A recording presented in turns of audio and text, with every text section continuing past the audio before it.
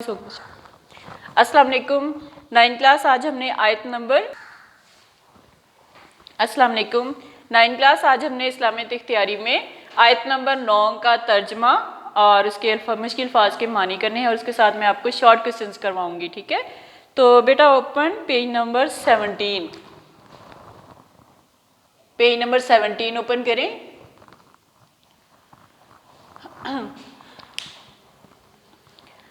Page number 17 पर आयत number 9। बिस्मिल्लाहिर्रहमानिर्रहीम। या अय्युहन नबिय्यु इन्ना अरसलनाका शाहिदम व मुबश्शिरम व नज़ीरम व दाइयन इलल्लाहि बिइज़्निही व सिराजुम मुनीर। अब यहाँ पे नबी सल्लल्लाहु अलैहि वसल्लम के बारे के बहुत सारे अलकाबात जो हैं उनके बारे में बताया गया है। तर्जमा है, ए नबी सल्लल्लाहु अलैहि वसल्लम, यकीनन हमने तुम्हें गवाही देने वाला, शाहिदुन गवाही देने वाला, और मुबशिरुम खुशखबरी सुनाने वाला, व नज़ीरुम डराने वाला, अल्लाह की तरफ उसके हुक्म से बुलाने वाला, व दाइयन दावत के तौर पे बुलाना। ठीक है, इलल्लाही यानी कि अल्लाह की तरफ उसके हुक्म से बुलाने वाला, और रोशन चिराग बनाकर भेजा है। सूरह अहज़ाब की बेटा ये आयत है जो कि हमने आज की है। ठीक है, आयत नंबर 9। इसके मुश्किल अल्फाज देखें। शाहिदुन गवाह, मुबश्शिरुन बशारत देने वाला, खुशखबरी सुनाने वाला, नज़ीरुन डराने वाला यानी कि बुरे अंजाम से आगाह करने वाला, दाई दावत देने वाला, बुलाने वाला, सिराजुन चिराग, यानी कि सूरज के लिए भी सिराज का लफ्ज़ जो है कुरान करीम में इस्तेमाल हुआ है। मुनीरुन यानी कि रोशन करने वाला, रोशन, सिराजुन मुनीर यानी कि रोशन करने वाला। अब बेटा इसके जो है इस आयत में क्या बताया गया है कि नबी सल्लल्लाहु अलैहि वसल्लम के बारे में बताया गया है। इन दो आयतों में हुज़ूर सल्लल्लाहु अलैहि वसल्लम के 5 अजीम अलकाबात बयान किए गए हैं। कितने? 5, यानी कि शाहिदुन मुबश्शिरुन नज़ीरुन व दाइयुन इलल्लाहि व सिराजुम मुनीर। ठीक है, तो ये 5 जो हैं आप सल्लल्लाहु अलैहि वसल्लम के अलकाबात, जो कि बहुत ही अजीम अलकाबात थे, उनको बयान किया गया है। सबसे पहले आप सल्लल्लाहु अलैहि वसल्लम को शाहिद के लक़ब से पुकारा गया है।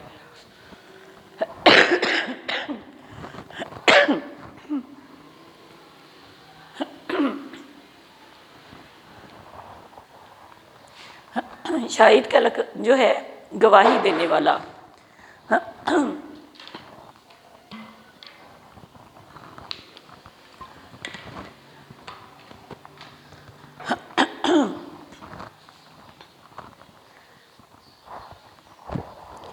उसके बाद है मुबश्शिर। मुबश्शिर होता है खुशखबरी सुनाने वाला, यानी कि बशारत देने वाला या फिर खुशखबरी सुनाने वाला। फिर उसके बाद जो है आप सल्लल्लाहु अलैहि वसल्लम का शाहिद जो लक़ब है, शाहिद का मानी है गवाही देने वाला, यानी कि आप सल्लल्लाहु अलैहि वसल्लम ने किस तरह से गवाही दी कि आप सल्लल्लाहु अलैहि वसल्लम हक़ व सदाकत के गवाह हैं, यानी कि सच्चाई के जो हैं आप सल्लल्लाहु अलैहि वसल्लम सच्चाई के गवाह हैं। हक़ रास्ते पर बताने के लिए, लोगों को बताने के लिए आप सल्लल्लाहु अलैहि वसल्लम ने गवाही दी, हक़ की गवाही दी, यानी कि हमेशा सच्चाई की दावत दी। आप सल्लल्लाहु अलैहि वसल्लम खुदा की ज़ात और सिफ़ात के गवाह हैं, यानी कि गवाह के तौर पे आपकी कितनी जो है सूरतें हैं, शाहिद होने के तौर पे, गवाह होने के तौर पे कितनी जो है आपकी सल्लल्लाहु अलैहि वसल्लम की सूरतें, यानी कि कितनी सूरत में आप सल्लल्लाहु अलैहि वसल्लम ने गवाह देने के वाला जो लक़ब आपको दिया गया है, किस सूरत, कितनी उसकी सूरतें हैं। ठीक है, तो नंबर 1 पे है कि आप सल्लल्लाहु अलैहि वसल्लम हक़ व सदाकत के गवाह हैं। नंबर 2 पे है कि आप सल्लल्लाहु अलैहि वसल्लम खुदा की ज़ात और सिफ़ात के गवाह हैं, यानी कि आप सल्लल्लाहु अलैहि वसल्लम ने अल्लाह ताला की ज़ात और सिफ़ात की गवाही दी, क्योंकि आप सल्लल्लाहु अलैहि वसल्लम ने मुशाहिदा हक़ किया और यूँ शाहिद करार पाए। इसी तरह आप सल्लल्लाहु अलैहि वसल्लम जन्नत और दोज़ख और आलम गैब से ताल्लुक़ रखने वाली तमाम मखलूक के वजूद के भी गवाह हैं, यानी कि आप सल्लल्लाहु अलैहि वसल्लम जन्नत के और दोज़ख के और जो आलम गैब यानी कि हमारी नज़रों में जो नहीं आ सकते, ठीक है, जैसे कि मलाइका हैं, ہم نے نہیں دیکھ سکتے، صرف آپ صلی اللہ علیہ وسلم جو ہیں ان کے گواہ ہیں۔ اور جو ہے کیونکہ ان سب کا بھی آپ صلی اللہ علیہ وسلم کو مشاہدہ کرایا گیا۔ کیوں آپ گواہ ہیں ان کے؟ آپ کو یعنی کہ ان عالم غیب سے جو تعلق رکھنے والی مخلوق ہیں ان کے وجود کے گواہ کیوں ہیں؟ کیونکہ ان سب مخلوقات کا آپ صلی اللہ علیہ وسلم کو مشاہدہ کرایا گیا، یعنی کہ آپ صلی اللہ علیہ وسلم کو باقاعدہ ان سے ملوایا گیا۔ پھر نمبر 3 پہ ہے کہ آپ صلی اللہ علیہ وسلم اپنی امت کے بارے میں اللہ کے ہاں قیام کے دن گواہ ہوں گے۔ اب یعنی کہ آپ صلی اللہ علیہ وسلم قیامت کے دن گواہی دیں گے اپنی امت کے بارے میں، ٹھیک ہے، اللہ تعالیٰ سے بخشش کروائیں گے اپنی امت کے بارے میں۔ انسان جو ہے گناہوں کا پتلا ہے، کہیں نہ کہیں اس سے جانے انجانے میں بے شمار گناہ ہو جاتے ہیں، تو آپ صلی اللہ علیہ وسلم قیامت کے دن اپنی امت کو دوزخ سے بچانے کے لیے ان کی سفارش کریں گے اور ان کے ہاں اللہ کے ہاں قیامت کے دن گواہ ہوں گے اپنی امت کو بچانے کے لیے، ٹھیک ہے۔ پھر ہے نمبر 4 پہ، یعنی کہ یہ شاہد جو پہلا لقب ہے شاہد، ٹھیک ہے، اس کے بارے میں ابھی بات ہو رہی ہے۔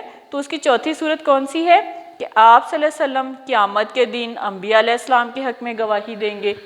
یعنی کہ پہلے کیا تھا کہ غیب سے تعلق رکھنے والی جو مخلوق ہے ان کے بارے میں گواہ ہیں آپ، اور پھر اس کے بعد جو ہے آپ نے قیامت کے دن اپنی امت کے بعد جو لیے ہے اس کے بارے میں امت کے بارے میں گواہ ہوں گے۔ اور نمبر 4 پہ بتایا گیا کہ آپ قیامت کے دن انبیاء علیہ السلام کے حق میں گواہی دیں گے، یعنی کہ 1,24,000 انبیاء اکرام جو ہیں ان کے حق میں گواہی دیں گے۔ آپ صلی اللہ علیہ وسلم ان سب کے تبلیغی مشن سے بذریعہ وحی باخبر ہیں، یعنی کہ اللہ تعالیٰ کی طرف سے حضرت جبرائیل علیہ السلام جو وحی لے کر آپ صلی اللہ علیہ وسلم کے پاس آتے تھے، اس وحی کے ذریعے سے آپ صلی اللہ علیہ وسلم جتنے بھی انبیاء اکرام ہیں ان کے کیا مشن تھے، یعنی کہ ہر نبی کو کسی ایک قوم کے لیے بھیجا گیا، ٹھیک ہے، جس طرح حضرت موسیٰ علیہ السلام کو بنی اسرائیل کے لیے بھیجا گیا، اسی طرح ہر نبی کو کسی نہ کسی قوم کو، جہاں جہاں قوم تباہی کی طرف جا رہی تھی اس قوم کو یا کسی مخصوص علاقے کے جو لوگ تھے ان کے لیے انبیاء اکرام کو بھیجا گیا۔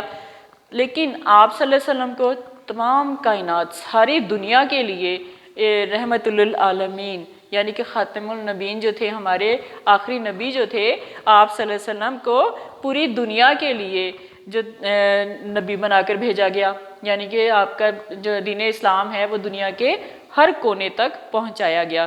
تو جتنے بھی نبی تھے ان کے ذمہ جو ذمہ داری تھی انہوں نے بہت اچھے طریقے سے پوری کی۔ تو آپ صلی اللہ علیہ وسلم کو وحی کے ذریعے سے ان کی تمام ذمہ داریوں کا پتہ چل جاتا تھا، باخبر تھے ان سے، ٹھیک ہے۔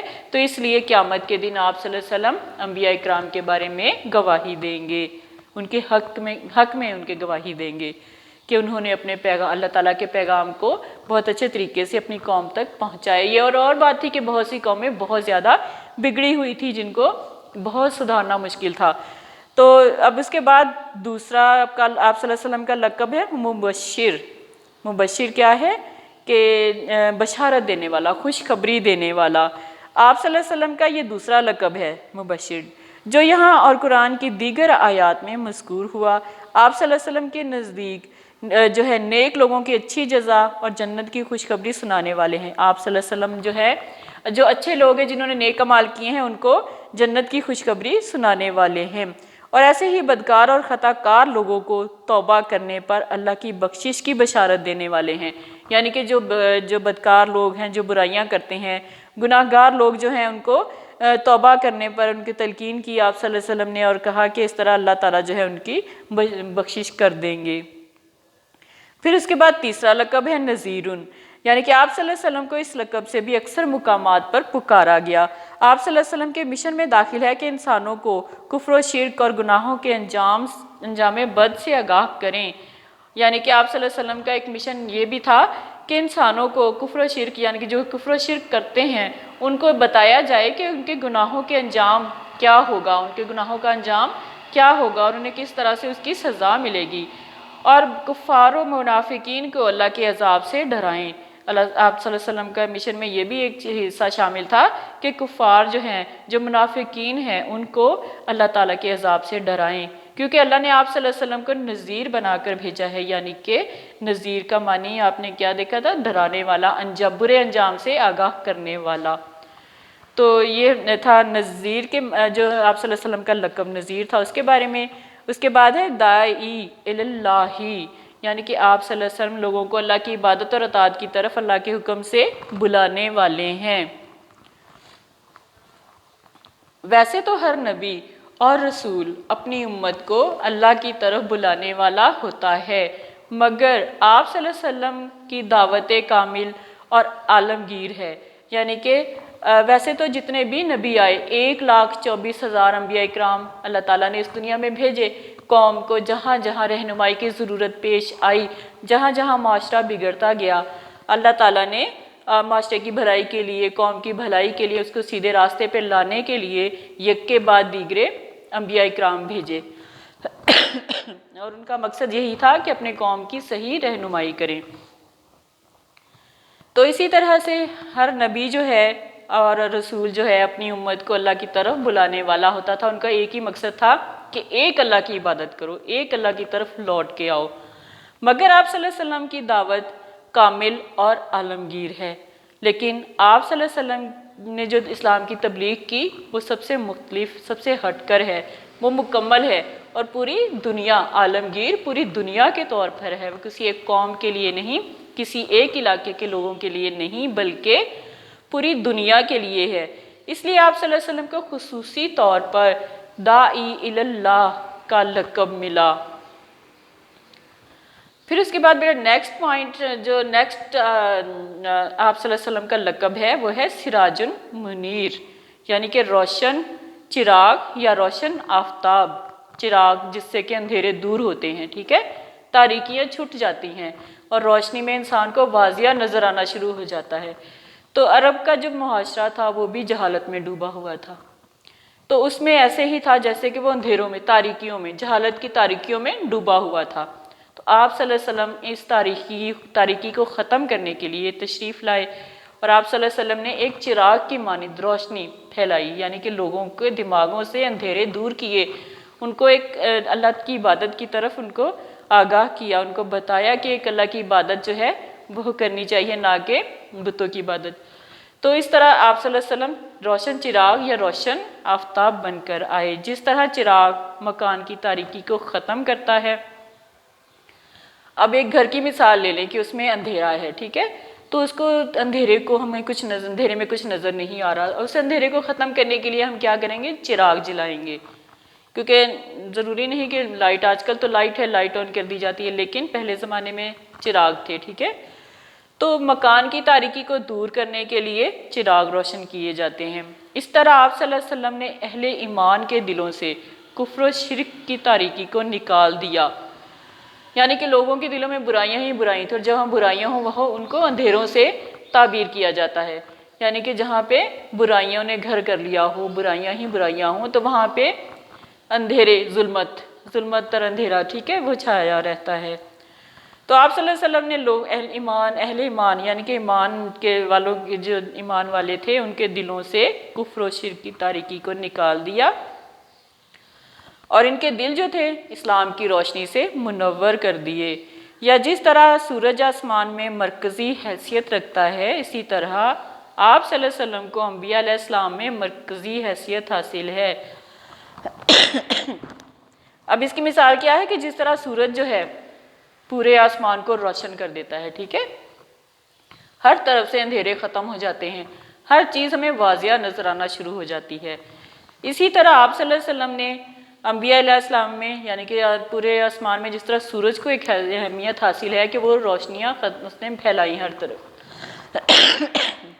اسی طرح آپ صلی اللہ علیہ وسلم کو بھی جتنے بھی انبیاء اکرام 1,24,000 انبیاء اکرام ہیں تو ان میں ایک مرکزی حیثیت حاصل ہے۔ اس مناسبت سے آپ صلی اللہ علیہ وسلم کو سراج منیر کہا گیا ہے، یعنی کہ سراج منیر کا مطلب کیا ہے کہ آپ صلی اللہ علیہ وسلم کو تمام انبیاء اکرام میں مرکزی حیثیت حاصل ہے، جیسے کہ سورج کو آسمان پر ہے۔ اور آپ صلی اللہ علیہ وسلم نے جس طرح ایک روشن چراغ روشن کیا جائے تو مکان پورا روشن ہو جاتا ہے، اس کی ہر چیز ہمیں واضح نظر آنا شروع ہو جاتی ہے، تو اسی طرح آپ صلی اللہ علیہ وسلم نے بھی لوگوں کے دلوں سے کفر و شرک کی تاریکی کو نکالا اور اسلام کی روشنی سے ان کے دلوں کو منور کیا۔ آج ہم نے بیٹا آیت نمبر جو ہے 9 کی ہے، پیج نمبر ہمارا 17 تھا۔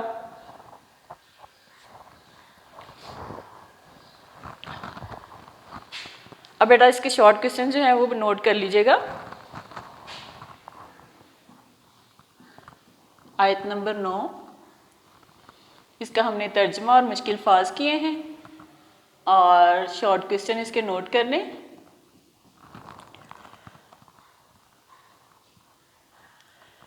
شاہد کا لغوی معنی کیا ہے؟